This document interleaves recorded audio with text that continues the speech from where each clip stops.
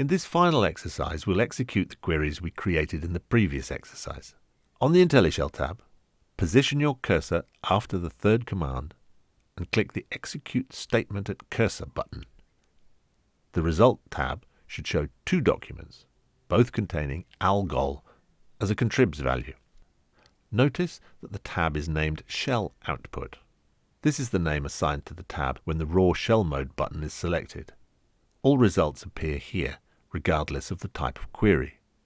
If we turn this mode off by deselecting the button, select our two most recent commands, and then execute the selection, the bottom window should contain two result tabs, Text and Find.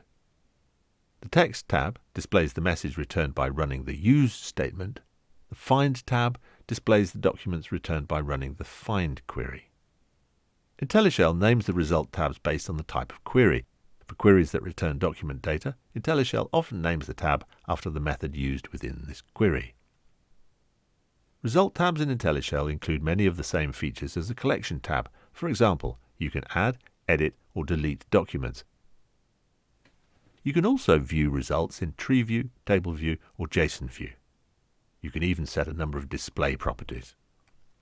When you have finished experimenting with the different display features, close IntelliShell. If prompted to save changes, click No. Close the BIOS Collection tab, and in the connection tree, right-click on the BioData database node and select Drop Database. Congratulations, you have completed the final exercise in MongoDB 101, Getting Started.